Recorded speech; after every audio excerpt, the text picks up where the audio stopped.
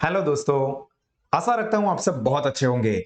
My self Bhavin Shah from Sahas institute of commerce, your own personalise high tech digital classes. Account subject में इस वक्त हम लोग स्टडी कर रहे हैं हमारा एक important chapter, and that is admission of a new partner. और इस चैप्टर के आज के सेशन में हम लोग सॉल्व करने वाले हैं नेक्स्ट एग्जाम्पल। तो आप सब लोग अपने साथ हमारे साथ स्टडी पैम्पलेट, आपकी नोटबुक, पेन, पेंसिल, कैलकुलेटर सब लेके रेडी हो जाओ और मेरे साथ साथ इस एग्जांपल को बहुत ही अच्छे से समझ के अपनी नोटबुक में सॉल्व करना है। So let's start the solution. तो देखो दोस्तों, यहां पे क्या कहा है, Bhavya and Deep are partners sharing profit and loss in the ratio of 5:3। तो ये 5:3 ये उनका ओल्ड रेशियो एग्जांपल में दे दिया है। Balance sheet of their firm as on 31 March 2017 was as under. और यहां पे आप बैलेंस शीट में देखोगे तो एक चीज आपको अलग ये लगेगी कि यहां पे पार्टनर के करंट अकाउंट के बैलेंस दिए हुए हैं। अभी हम इसको इग्नोर करते हैं, हम पहले देख लेते हैं कि एग्जांपल में क्या पूछा है। तो ये ओल्ड बैलेंस शीट के नीचे ही आप लोग अपने पैम्पलेट में देखो, हमको ये सारे एडजस्टमेंट्स दिए हैं और लास्ट में देखो पूछा क्या है, prepare balance sheet after the admission, यानी कि न्यू बैलेंस शीट हमें बनानी है। अब यहां पे पूछा भले सिर्फ बैलेंस शीट है, पर हमें ऑब्वियस है कि रिवैल्यूएशन अकाउंट भी बनाना ही पड़ेगा, पार्टनर्स कैपिटल अकाउंट भी बनाना ही पड़ेगा। हाँ, यहां पे करंट अकाउंट भी बनाना पड़ सकता है, पर यहां पे एग्जांपल में स्पेसिफिक नहीं कहा है कि करंट अकाउंट भी बनाओ।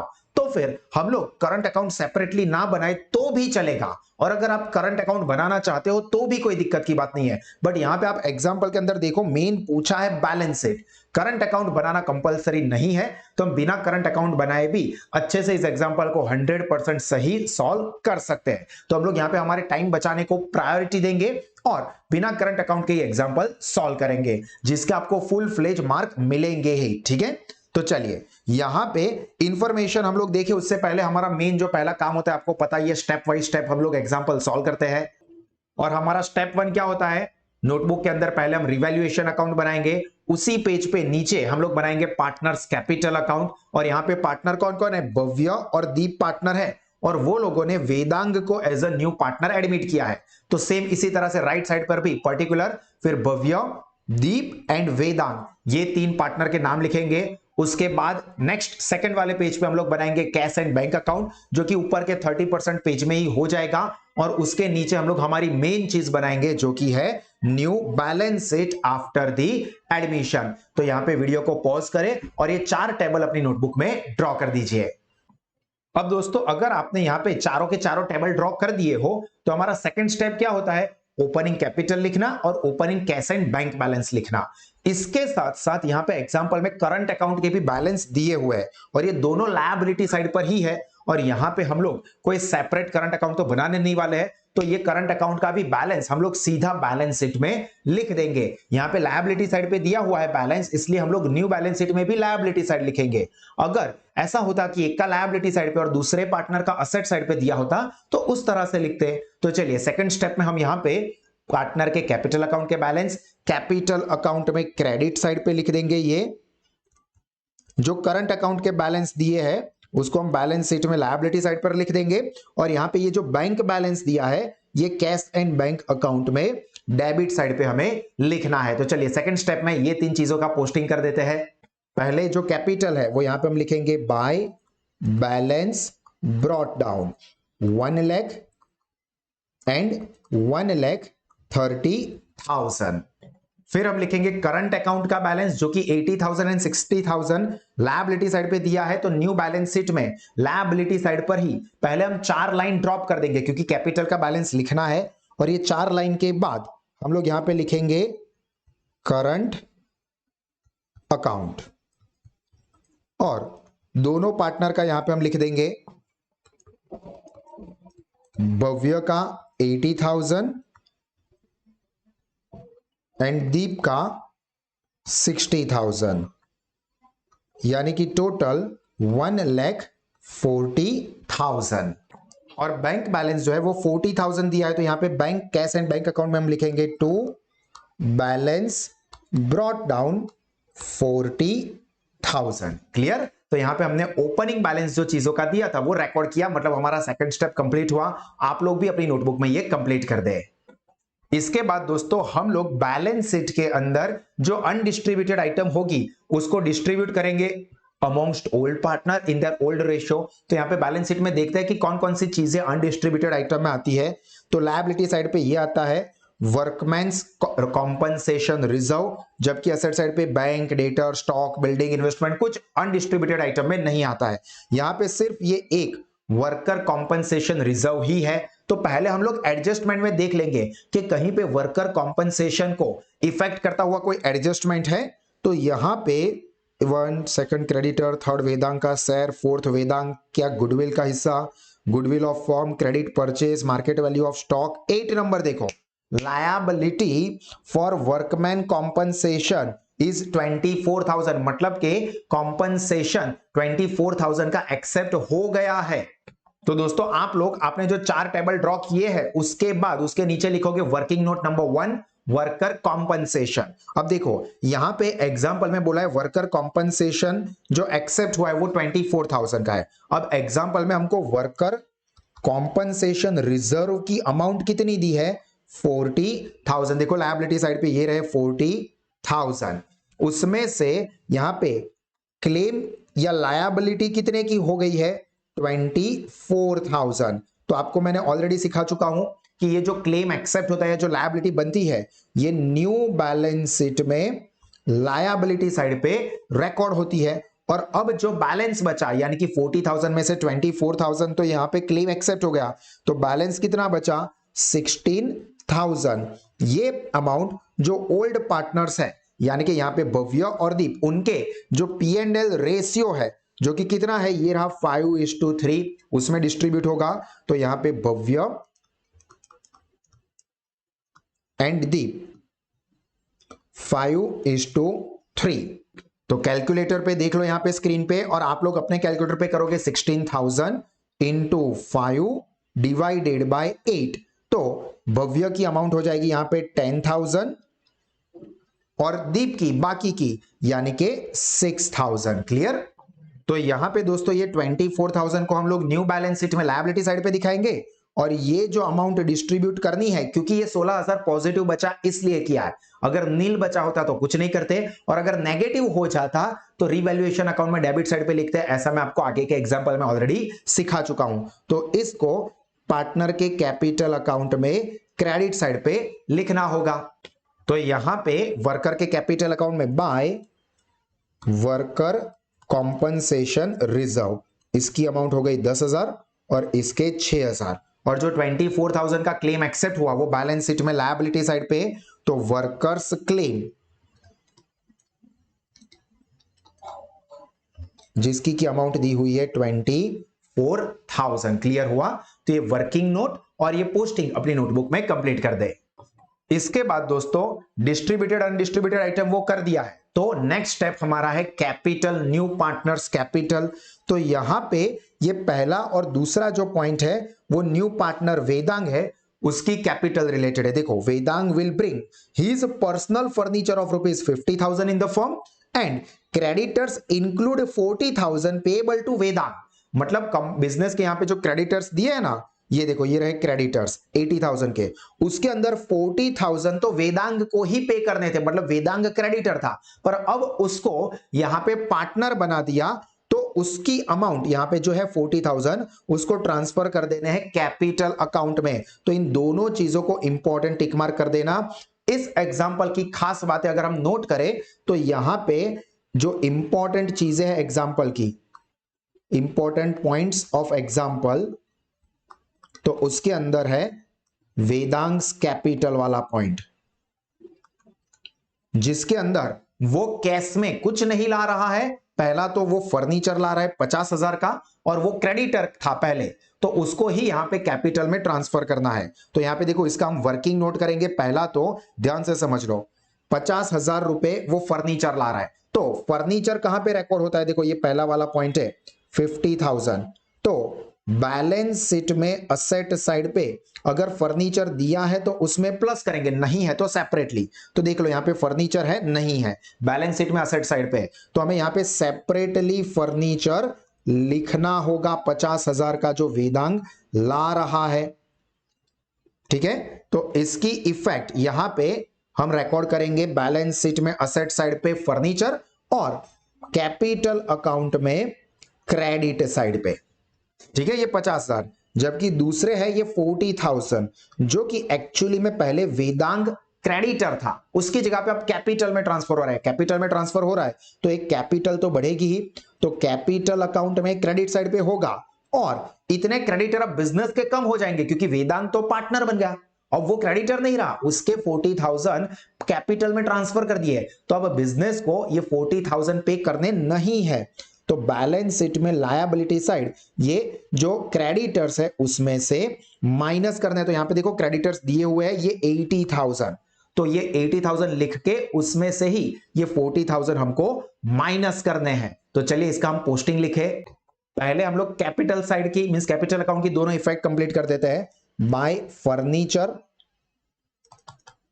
जो कि वेदांग 50,000 का ला रहा है एंड बाय क्रेडिटर्स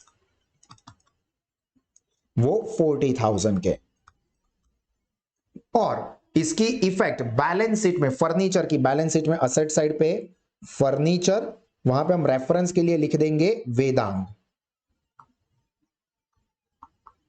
50,000, और क्रेडिटर्स जो कि ऑलरेडी 80,000 दिए हुए थे तो यहां पे हम लिखेंगे क्रेडिटर्स 80,000 माइनस वेदांग 40,000। अभी मैं अमाउंट आउटर कॉलम में नहीं लिखूंगा क्योंकि इसकी एक और एडजस्टमेंट की इफेक्ट रहने वाली है, क्रेडिटर को इफेक्ट करता हुआ आगे एक और एडजस्टमेंट है, तो अभी हम इसको इनर कॉलम में रखेंगे। तो यहां तक आपको चीज क्लियर हुई है, तो इसको पहले नोट डाउन करो। बैलेंस शीट में असेट साइड पे फर्नीचर और लायबिलिटी साइड पे क्रेडिटर्स में से माइनस, और कैपिटल अकाउंट में दोनों चीजें क्रेडिट साइड पे। तो इसको अपनी नोटबुक में कंप्लीट कर दे। उसके बाद दोस्तों नेक्स्ट स्टेप हमारा क्या होता है, ट्रीटमेंट ऑफ गुडविल। तो यहां पे एग्जांपल के अंदर देखो 4th एंड 5th नंबर का एडजस्टमेंट गुडविल रिलेटेड है और उसके लिए हमें चाहिए सैक्रिफाइसिंग रेशियो, जिसके लिए जो 3rd नंबर का पॉइंट है कि Vedang will share 1/5 in the future profit, वो काम लगेगा। तो यहां पे आपको सबसे पहले सैक्रिफाइसिंग रेशियो ढूंढना पड़ता है। तो यहां पे वर्किंग नोट हम करेंगे पहले सैक्रिफाइसिंग रेशियो और न्यू रेशियो के लिए। तो यहां पे वेदांग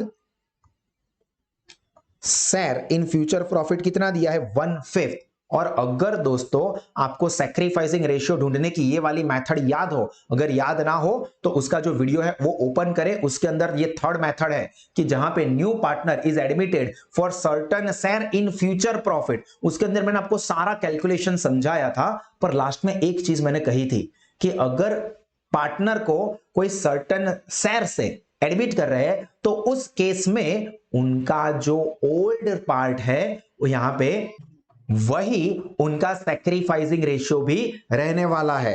तो यहां पे जो ओल्ड रेशियो है वही सैक्रिफाइसिंग रेशियो रहेगा, और ओल्ड रेशियो कितना था 5:3, हमने आगे ही देखा, देखो ये रहा, तो 5:3 ही यहां पे सैक्रिफाइसिंग रेशियो रहने वाला है। और अगर आपको ढूंढना है तो आप पूरा वर्किंग कर सकते हो। मैंने कहा था कि एज्यूम फर्म्स प्रॉफिट ₹1, फिर 1 माइनस न्यू पार्टनर शेयर मतलब 1 माइनस 1/5, तो रिमेनिंग पार्ट रहेगा 4/5 इंटू ओल्ड शेयर। तो आप गोल घूम के करोगे तो आपको ये 5:3 ही मिलने वाला है।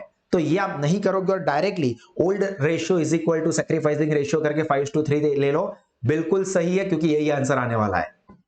अब हमें ढूंढना है दोस्तों गुडविल। तो यहां पे देखो फर्म की टोटल गुडविल है 2 लाख रुपीस, और उसमें से Vedang will bring 30,000 in cash, cash में 30,000 लाने वाला है। इसका मतलब ये नहीं कि टोटल उसकी गुडविल 30,000 ही होने वाली है, ढूंढेंगे क्योंकि फर्म की गुडविल दे दी है 2 लाख और उसका जो शेयर है 1/5, तो चेक करेंगे कि क्या उसका शेयर कितना बन रहा है। तो यहां पे हम लोग लिखेंगे Vedang share of goodwill is equal to firm की गुडविल है 2 लाख इंटू वेदांग का शेयर है 1/5।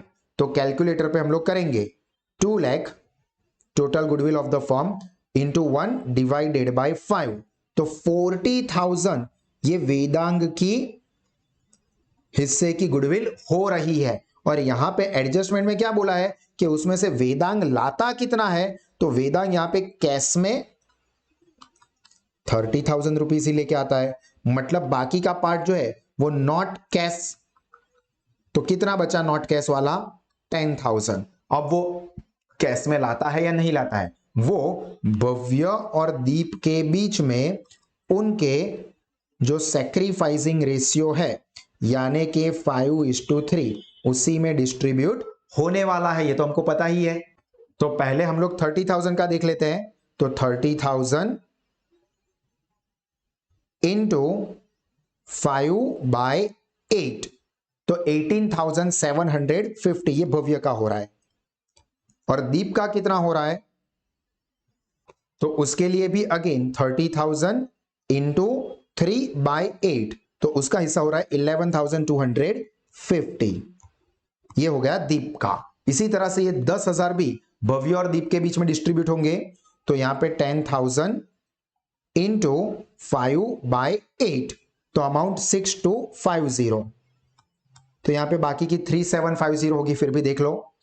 10,000 इंटू 3/8 तो अमाउंट हो गई 3750। ध्यान क्या रखना है कि इसमें से ये वाला जो पार्ट है वो कैश में ला रहा है, तो उसकी इफेक्ट कैश अकाउंट में डेबिट और पार्टनर के कैपिटल अकाउंट में क्रेडिट होगी। जबकि ये जो कैश में नहीं ला रहा है वो न्यू पार्टनर यानी कि वेदांग के कैपिटल अकाउंट में डेबिट और ओल्ड पार्टनर के कैपिटल अकाउंट में क्रेडिट करनी है। तो चलिए इसका पोस्टिंग कर दे हम लोग।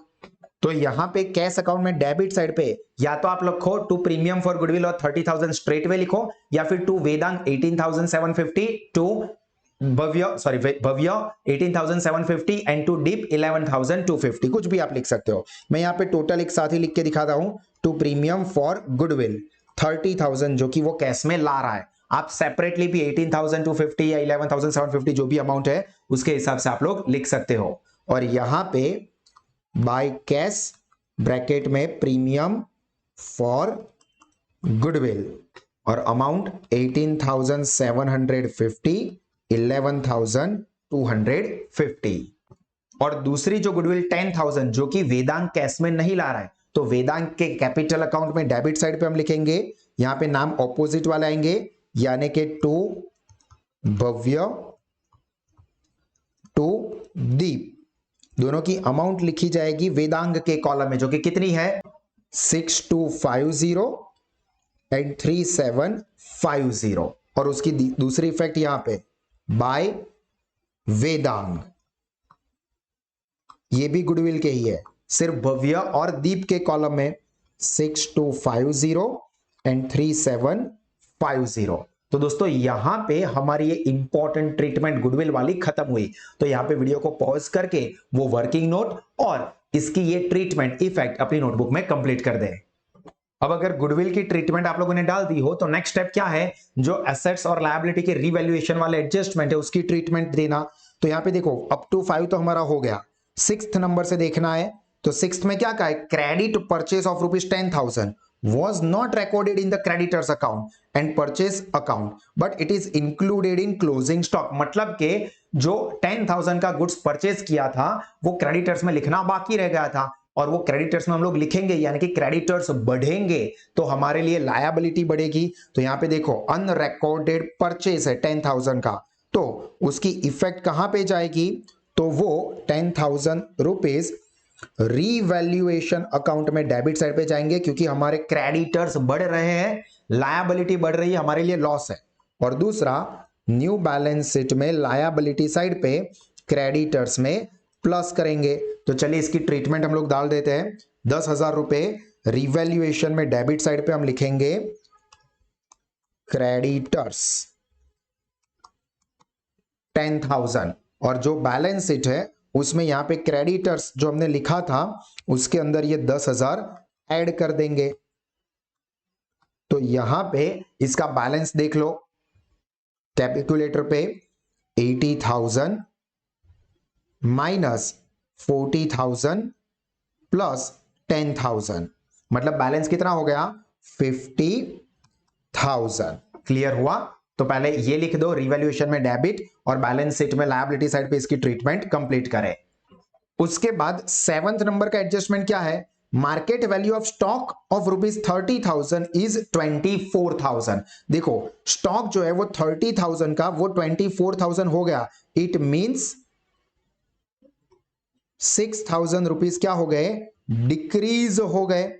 तो ये 6,000 रुपीज डिक्रीज हुए हैं, असेट डिक्रीज हुई है, तो उसकी इफेक्ट कहां पे आएगी, रीवैल्यूएशन अकाउंट में डेबिट साइड पे आएगी। और दूसरा बैलेंस शीट में, न्यू बैलेंस शीट में असेट साइड पे स्टॉक में से इतने माइनस हो जाएंगे। अब दोस्तों यहां पे बैलेंस शीट के अंदर हमको स्टॉक ज्यादा का दिया है, देखो यहां पे स्टॉक है 40,000, उसमें से 30,000 के स्टॉक में ही वो 6,000 डिक्रीज हुए, बाकी के अंदर कुछ नहीं हुआ है, तो हमें उसके साथ कुछ लेना देना नहीं है। हमें ये 40,000 में से जो ये 6,000 डिक्रीज हुए हैं, बस उसकी ट्रीटमेंट डाल देनी है। तो यहां पे 6,000 की वैल्यू से डिक्रीज हुआ, तो रीवैल्यूएशन अकाउंट में डेबिट साइड पे हम लिखेंगे स्टॉक 6,000, और न्यू बैलेंस शीट में असेट साइड पे हम लोग लिखेंगे स्टॉक, जो कि ओल्ड बैलेंस शीट में आप देखो तो 40,000 का है, और एडजस्टमेंट में कहा है कि 30,000 की वैल्यू 24 हुई, मतलब 6,000 डिक्रीज हुए।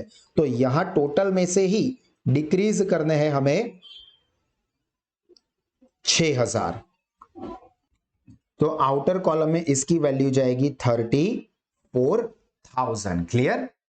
अब आपने वो खत्म कर दिया हो तो उसके बाद 8 नंबर वाला वर्कर कॉम्पनसेशन, ये तो ऑलरेडी खत्म हो गया है। और उसके बाद ये आखिरी एडजस्टमेंट है, outstanding interest on investment.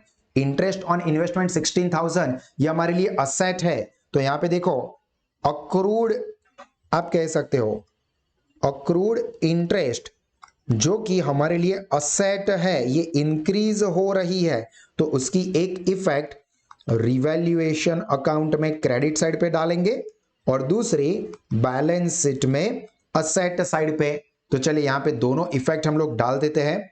Revaluation में क्रेडिट साइड पे अक्रूड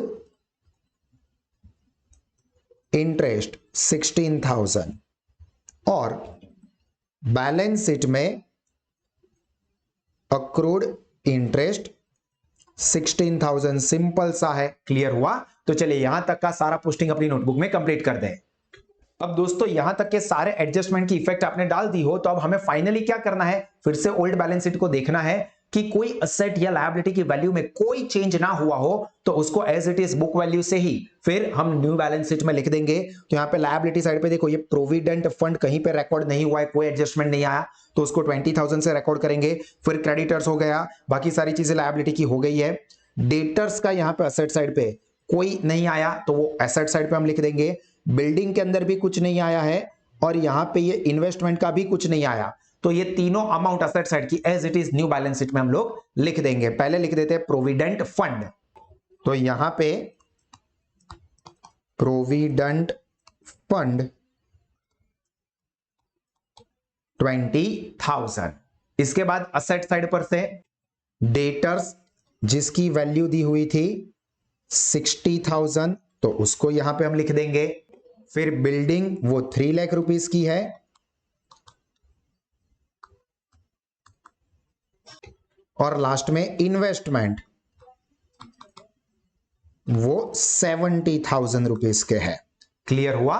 तो यहां पे सारी अनरिकॉर्डेड या अनअफेक्टेड असेट्स और लायबिलिटी को भी हमने लिख दिया। तो अब हमारा फाइनल स्टेप क्या रहेगा, हमें टोटलिंग और बैलेंसिंग करना है। तो यहां पे सबसे पहले हम लोग रीवैल्यूएशन अकाउंट का टोटलिंग बैलेंसिंग करेंगे। तो यहां की खास बात क्या है दोस्तों, देखो डेबिट साइड का टोटल 10 + 6 16,000, और क्रेडिट साइड का भी 16,000 ही हो रहा है, मतलब कोई डिफरेंस नहीं निकल के आ रहा है, मतलब रिवैल्यूएशन प्रॉफिट लॉस कुछ नहीं है। ऐसा भी हो सकता है एग्जांपल में, तो कोई बात नहीं, कोई टेंशन नहीं लेगा, आगे बैलेंस में कुछ कैरी फॉरवर्ड नहीं होगा। अगर बैलेंस होता तो हम ओल्ड पार्टनर्स के बीच में ओल्ड रेशियो 5:3 में डिस्ट्रीब्यूट कर देते, यहां पे नहीं हुआ था। उसके बाद यहां पे हम लोग कैपिटल अकाउंट का टोटलिंग और बैलेंसिंग करेंगे दोस्तों। तो यहां पे कैपिटल अकाउंट में पहले हम लोग कर देते भव्य का टोटलिंग एंड बैलेंसिंग। तो भव्य का देखो क्रेडिट साइड पे 1 लाख प्लस 10,000 प्लस 18,750 प्लस 6250, मतलब 1,35,000। तो ये टोटल हम लोग यहां पे लिखेंगे, और इसी टोटल को हम लोग डेबिट साइड पर भी लिखेंगे, और डेबिट साइड पे भव्य के कॉलम में कोई अमाउंट नहीं है, तो यही हमारा बैलेंस भी बन जाएगा। उसके बाद इसी तरह से दीप का करते हैं। तो दीप में देखो क्रेडिट साइड पे पहले 1,30,000 प्लस 6,000 प्लस 11,250 प्लस 3750 1,51,000। तो वो यहां पे हम लिखेंगे 1,51,000 और यहां पे इसमें भी कोई बैलेंस नहीं है तो यहां पे बैलेंस यही आएगा। और उसके बाद फाइनली वेदांग का, तो वेदांग का क्रेडिट साइड में 50 प्लस 40 90,000 और उसमें से ये अमाउंट को माइनस करेंगे तो 90,000 माइनस 6250 माइनस 3750 तो बैलेंस क्या बचा 80,000। इसको यहां पे हम लोग लिखेंगे और यहां पे हम लिखेंगे टू बैलेंस कैरी फॉरवर्ड, जो कि बैलेंस शीट में लायबिलिटी साइड पे हम लोग लिखेंगे। तो यहां पे हम बैलेंस शीट में लायबिलिटी साइड पे हम लिखेंगे capital Bhavya Deep and Vedang और तीनों के बैलेंस क्या है वो लिख देंगे यहां पे। तो देखो 1,35,151 एंड 80।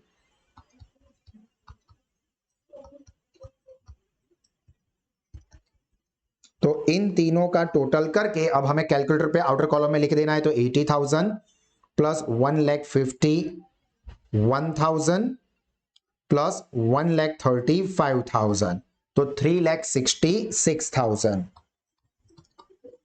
क्लियर। इसके साथ साथ हमें कैश अकाउंट का भी बैलेंस ढूंढ लेना है। तो कैश में तो यहां पे सिर्फ डेबिट साइड पे ही दोनों अमाउंट आई है तो ये 70,000 इसी का टोटल करके यहां पे हम लोग लिख देंगे और यही हमारा बैलेंस कैरी फॉरवर्ड भी बनेगा। तो बाय बैलेंस कैरी फॉरवर्ड जो कि न्यू बैलेंस शीट में असेट साइड पे हम लोग शिफ्ट करेंगे। तो असेट साइड पे यहां पे हम लोग लिखेंगे कैश एंड बैंक 70,000। क्लियर हुआ यहां तक। और अब हम लोग दोस्तों फाइनली हमारी जो बैलेंस शीट है उसका टोटलिंग करेंगे। तो बैलेंस शीट में लायबिलिटी साइड पे देखो पहले कैपिटल का टोटल 3,66,000 है प्लस 1,40,000 प्लस 24,000 प्लस 50,000 प्लस 20,000। तो यहां पे दोस्तों टोटल हमारा कितना आया 6 लाख रुपीस। तो यहां पे हम लोग लिख देंगे 6 लाख। और अब हम क्या करेंगे तो हमारा असेट साइड का टोटल करेंगे। तो देखो असेट साइड पे 50,000 plus 34,000 plus 16,000 plus 60,000 plus 3 lakh plus 70,000 plus 70,000। तो टोटल देखो दोस्तों कितना हुआ एग्जैक्ट 6 लाख रुपीस। तो यहां पर भी आएगा 6 लाख, मतलब हमारी बैलेंस शीट कंप्लीटली टैली हो गई है, सारी इफेक्ट भी सही है, 100% फुल मार्क्स सिक्योर्ड। हाँ दोस्तों अगर मैं आप लोगों ने यहां पे करंट अकाउंट सेपरेटली बनाया होता तो आपका बैलेंस शीट का टोटल होता 6,10,000 असेट साइड पर भी और लायबिलिटी साइड पर भी, और वो भी बिल्कुल सही होता। हमने यहां पे कैपिटल और करंट दोनों अलग मींस करंट अकाउंट सेपरेटली बनाने की जगह पे उसकी सीधी बैलेंस शीट में इफेक्ट दे दी है, इसलिए आपको शायद टेक्स्ट बुक के आंसर से थोड़ा डिफरेंस लगे, पर ये हमारा एडजस्टमेंट हमारा एग्जांपल ये पूरी तरह से 100% सही है। ये इनफैक्ट ज्यादा प्रीफरेबल है बोर्ड में टाइम बचाने के लिए। तो आई होप कि आपको ये समझ में आया होगा। ये एग्जाम्पल में आपको जो कुछ भी बाकी है वो अपनी नोटबुक में कंप्लीट करें, कुछ कंफ्यूजन लगा हो तो उस वाले पार्ट को रिवाइंड करके फिर से रिफर करें। और इसी तरह के और एक्स्ट्राऑर्डिनरी एजुकेशन कॉमर्स स्ट्रीम में कोई भी कोर्स के लिए आप या आपके फ्रेंड्स अवेल करना चाहते हैं तो उनको रेकमेंड करें कि गूगल प्ले स्टोर पे जाके साहस स्मार्ट स्टडीज एप्लीकेशन को डाउनलोड करें, अपने रिस्पेक्टिव कोर्स को लोवेस्ट फीस पे सब्सक्राइब करके अपना नॉलेज, रिजल्ट और करियर तीनों ही टेरिफिक लेवल पे बढ़ा सकते हैं। With that said me Bhavin signing off. God bless you all. जय हिंद।